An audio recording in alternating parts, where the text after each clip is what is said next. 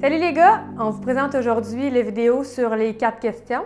Les 4 questions, ça se trouve à être notre façon d'introduire chacun des groupes. Et ces 4 questions-là sont en lien avec nos 4 outils principaux de la démarche. Cette semaine, on commence avec les 4 questions comme à chaque groupe. Et on débute avec l'outil du reset. Je vais juste vous faire un petit résumé. Vous pouvez prendre le temps de lire directement en dessous. Puis je vais vous l'expliquer en même temps. Ensuite, je vais vous poser la question sur le nombre de resets que vous avez fait cette semaine. Chez nous, le reset, ça se trouve être un outil assez important. On vous demande d'appliquer un reset par jour de 5 à 15 minutes. Puis on vous demande d'utiliser le reset pour ralentir le tourbillon de la vie, pour prendre le temps de s'arrêter dans une vie aujourd'hui qui roule à 100 000 à l'heure où est-ce qu'il y a beaucoup de stimulation.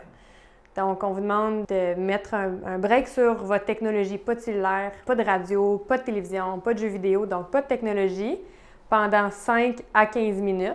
Si tu réussis à 5 minutes par jour, c'est déjà très bon.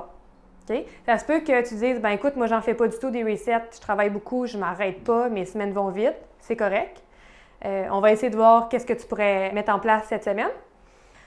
Comme exemple de reset, tu peux avoir prendre une marche, faire un tour de voiture, passer du temps avec tes enfants, prendre ton café sur le balcon, lire un livre. Si tu es capable de méditer, vas-y, c'est pas ce qu'on te demande, mais simplement prendre le temps de ralentir puis de respirer.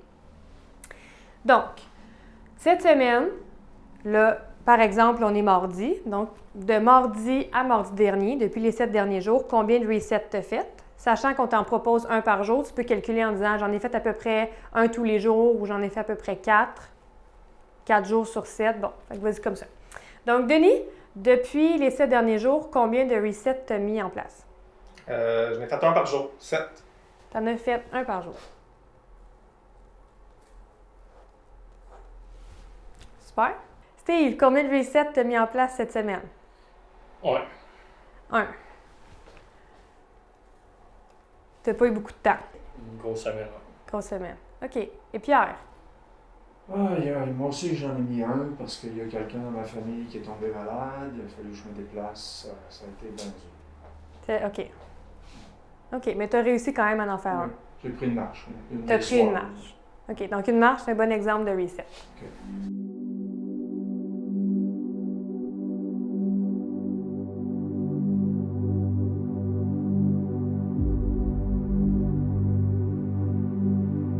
Ensuite, la seconde question, c'est en lien avec le temps d'arrêt. Et le temps d'arrêt, c'est l'outil principal durant la démarche qu'on utilise.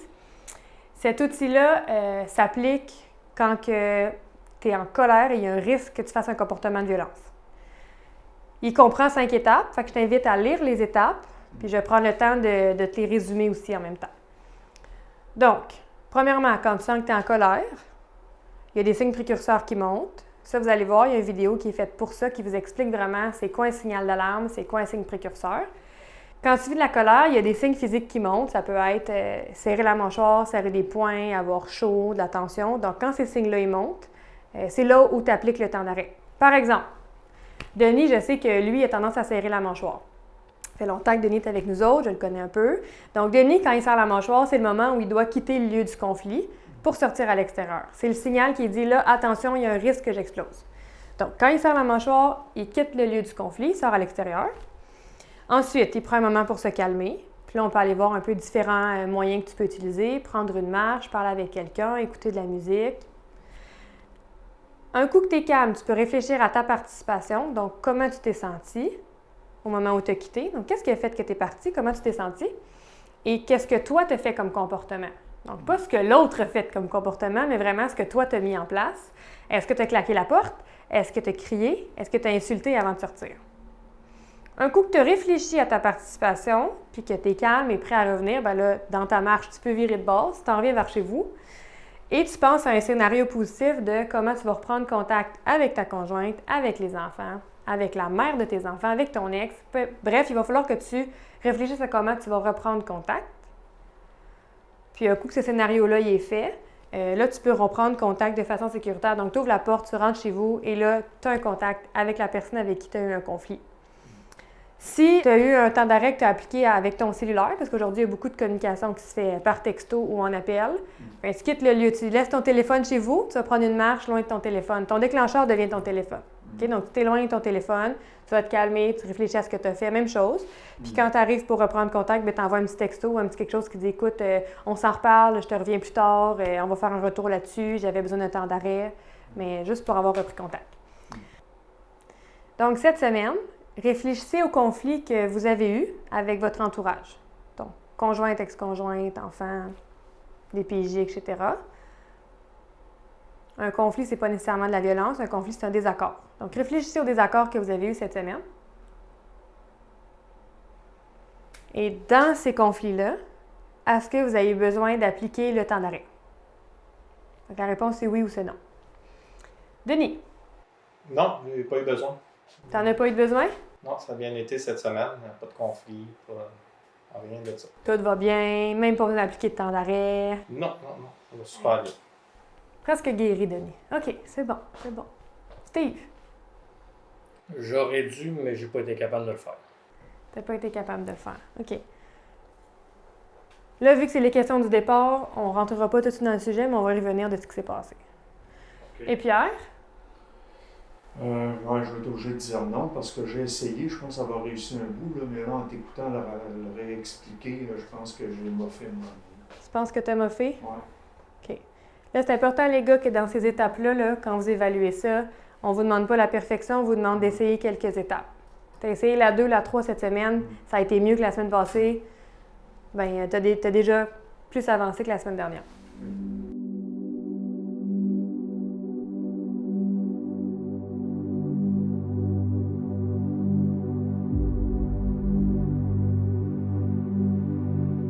La troisième question est en lien avec vos objectifs. En noir, vous avez ici les 5 grands objectifs d'accro.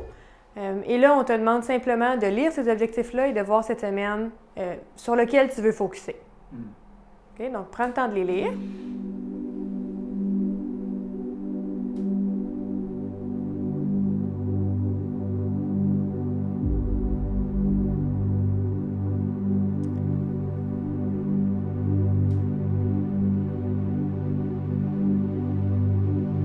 Et là, je vais vous demander si vous voulez changer de focus ou rester dans le même. Donc, Denis, est-ce que tu veux rester dans le numéro 1 ou tu veux changer d'objectif cette semaine? Non, je vais rester dans le 1. Je continue à ralentir mes comportements. OK, super. Pierre? Moi, je pense que je changerais parce que je réalise que j'ai encore de la misère à écouter. Je pense que c'est en partie parce que je viens trop pogné par mes émotions. Fait que je pense que c'est le 5 qu'il faudrait que je fasse en premier. Tu veux travailler ton écoute ou tu veux travailler l'identification de tes émotions? Parce que je pense que je réalise pas que mes émotions m'empêchent d'écouter, je perds le focus. Fait que je pense qu'il faudrait que j'identifie davantage qu'est-ce qui se passe avec moi pour être capable de mieux écouter, pour pas avoir d'affaires qui fuck mon écoute. Hey, super, Pierre. Tu as bien identifié ça. OK. Puis Steve, est-ce que tu restes là ou tu changes de place? Je pense que j'irai dans le 1. Là, Ouais? parce que, Avec ce qui s'est passé cette semaine? ouais, puis on dirait que j'ai pas travaillé fort, fait que pas trop, en tout cas. Je vois pas comment je vais m'en sortir, je fais rien. Fait que là, tu veux focuser davantage sur probablement ton temps d'arrêt, des outils vraiment pour arrêter la violence parce que c'est revenu cette semaine. Ben, je pense que oui. OK, super. Là, on vient avec vos objectifs plus spécifiques. Donc, celui-là ici, c'est la suite de la question sur les objectifs. Je te demande de relire ton propre objectif à toi, puis voir si cette semaine, tu as progressé dans ton objectif. OK? On ne te demande pas si tu l'as réussi 100%, si ta démarche elle est complétée. On ne veut pas savoir ça, on veut simplement savoir si cette semaine, c'est un peu mieux que la semaine passée, puis tu as fait des efforts. Denis, prends le temps de réfléchir au lieu de réagir. Est-ce que tu sens que tu as progressé cette semaine? J'ai pas réagi pantoute, fait que là, je sais pas trop si je devrais dire oui ou non. J'ai pas réagi, fait que j'ai pas réfléchi nécessairement. Tu n'as pas le sentiment que tu as réfléchi cette semaine? Ben, ça a bien été, je l'ai dit tantôt. Ça a bien été? Ouais. Fait que tu as progressé. Pas sûr? Ouais, si on veut. Ouais.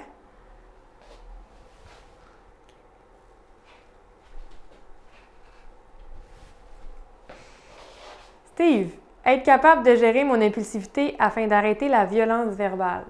Sens-tu que tu as progressé cette semaine?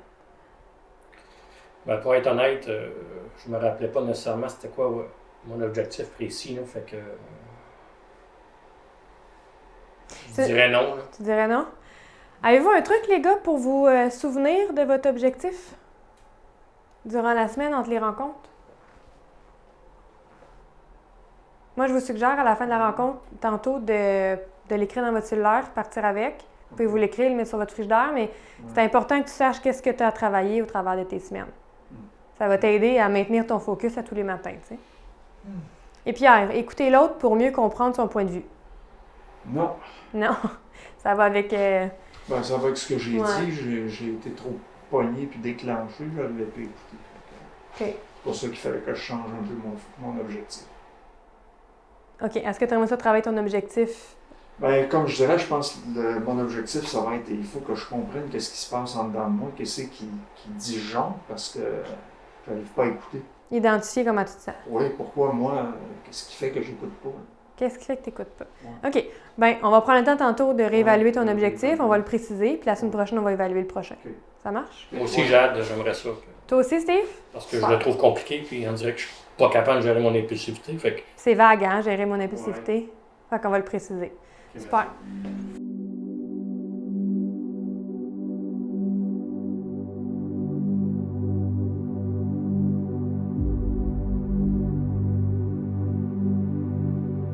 Le dernier outil, la dernière question, c'est le cycle et le tunnel de la violence qui sont jumelés ensemble. Donc, dans votre cycle de la violence, rapidement, on entre dans notre cycle de violence quand on fait un premier comportement de violence, qu'il soit psychologique, verbal, envers les objets, physiques ou sexuels. Je fais de la violence, ici c'est un cycle de violence conjugale, familiale. Donc, c'est vraiment envers ma conjointe, mon ex-conjointe, la mère des enfants, mes enfants. Après le geste de violence, je me retrouve dans une période de regret. Je me sens coupable, je me sens pas bien de la violence que j'ai faite. Je vais m'excuser. Je suis désolée, je fais des promesses, je vais aller faire une démarche, je vais aller chercher de l'aide. Et là, ben, je mets des choses en place pour reconquérir la personne que j'ai blessée. Donc, je vais faire des efforts, je vais travailler fort. Là, je vais en faire de la vaisselle. Ça fonctionne. Je me retrouve dans une période de calme. Ça va mieux. Pas de conflit. Puis ça peut aller très, très bien jusqu'à lune de miel, rapprochement. Très bonne semaine. À un moment donné, arrive une frustration. Une chose qui me dérange, une chose qui me déclenche. Mais je dis rien. Je veux pas en parler. À un moment donné, il arrive une deuxième frustration, puis une troisième frustration, puis je me retrouve dans du cumul. Là, il y a trop de frustration. Je me retrouve dans le cumul parce que j'ai peur de parler, je veux rester dans le calme. Je n'ai pas créé de conflit, puis je veux rester dans le calme parce que j'ai promis que ça allait mieux, ben, je me suis sentie coupable de faire de la violence. Après le cumul, ben, à force de rien dire, tu te retrouves dans l'hostilité. Pour les besoins de la cause, je vais sacrer. Rappelle-toi de hostie. L'hostilité, là, c'est quand la colère elle monte, puis que là, j'en veux à l'autre personne, puis là, je peux commencer à me dire toutes sortes de scénarios. Ah, si que l'autre me tape ses nerfs. Ah, si que je suis tannée. Bon. Quand je suis rendue là, c'est que je suis pas très loin d'exploser, et là, paf, je refais de la violence, et là, ça tourne, et ça tourne, et ça tourne, et je m'enfonce dans mon tunnel de la violence. Dans mon tunnel, il y a différentes formes de violence que je peux faire. Ça débute par le psychologique. On commence jamais la violence par un geste physique. Si ça t'est arrivé, c'est parce que tu as cumulé très, très longtemps. Je traverse la porte du psychologique. Je traverse ensuite la porte du verbal, objet, physique, puis je peux me rendre jusqu'à tentative de suicide, tentative d'homicide. Les plus grandes violences que je peux faire aux autres. Fait que l'homicide, c'est la plus grande violence que je peux faire à l'autre, ou la plus grande violence que je peux me faire à moi-même, c'est la tentative de suicide. Là, je répète, il est vraiment expliqué plus en détail dans un des vidéos. Fait que je t'invite vraiment à le regarder là, pour avoir toutes les informations. Ici, j'ai des pros, là, ça fait longtemps qu'ils sont dans le groupe.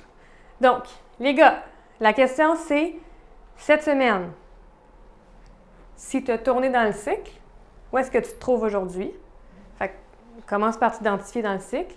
Puis ensuite, jusqu'où tu t'es rendu dans tes comportements de violence? Est-ce que tu t'es rendu dans psychologique, verbal, objet ou physique depuis la dernière semaine? OK? Donc, Denis, cette semaine, t'es où? Moi, la semaine passée, j'étais dans Reconquérir.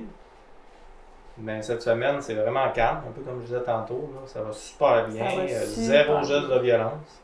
Zéro geste de violence. Zéro geste de violence. Ça a quand même été très, très bien. Je pense que ça commence à faire effet. Ça paraît que je suis rendu à 15. Ouais, hein? Ouais. On va regarder, voir s'il reste quelque chose à travailler pour les 5 dernières. Good. Mais je te laisse quand même dans le psychologique parce que la violence qui a déjà été faite par le passé a un impact encore sur ta famille puis ton entourage. Puis la peur qui a été créée là, c'est un impact psychologique, puis elle reste dans le temps. Ça, c'est un des impacts de la violence. Donc, on te laisse ici. OK? OK. Pierre, Ouais, moi, j'ai traversé de l'autre bord complètement. Je suis dans Ça a le tourné? regret. Ouais, je suis dans le regret là, cette semaine. donc ça allait passer par violence. Ouais. Jusqu'à quelle forme de violence tu t'es rendu? Verbal, j'ai vraiment été blessant. Envers qui? En fait, c'est compliqué, c'est une affaire de famille. Fait que j'ai été agressif avec ma blonde qui essayait de m'aider. J'ai été agressif avec mon frère à cause de la personne de notre entourage qui était malade. Là, on s'en parlait pas pantoute de ce qu'il fallait faire. OK. Puis, j'ai été vraiment blessant. On ira voir en détail là, vraiment quel type de violence tu as fait, qu'est-ce qui fait que tu t'es rendu là. OK. Et Steve, Je dirais dans la frustration. ça a-tu redescendu ou tu as fait le tour pour te passer par la violence? Je sais pas, là, ça a descendu. Pas possiblement. Là. Moi, j'ai descendu. Là. T'as-tu abordé différents sujets de ton cumul? Pour avoir moins d'éléments dans ton cumul, t'as-tu parlé de situations qui te dérangeaient? T'as-tu réglé des situations? Non, pas du tout. Mais tu te sens moins dans le cumul cette semaine. Ouais. Sais-tu pourquoi? Ouais, on dirait que je suis moins pire que la semaine passée. Là. Puis au Comment? niveau de. La violence? Le tunnel? Je te dirais. Je l'ai poussé un peu. Tu l'as poussé un peu. Ouais. Donc, t'es où? Un peu plus haut, là. Ici? Ouais, là, ouais. Ouais. Dans violence physique. Ouais. Tu l'as poussé. OK. Là, ce que je vais te dire, Steve, c'est qu'étant donné que tu t'es rendu à la violence, tu as tourné. Donc, tu as passé par ici. On ira voir ensemble tantôt si tu as fait toutes les autres étapes du cycle. Pourquoi tu es dans la frustration, on va aller voir aussi, là. Mais tu es encore un peu en colère après elle? Ouais, j'en veux, ouais. Si en veut encore? Ouais. OK. Puis on reviendra sur le « je l'ai poussé un peu ». OK? Parce qu'ici, vous le savez, hein, de la violence, c'est de la violence. Il n'y a pas vraiment de un peu ou de beaucoup, là. OK. On va y revenir, Steve.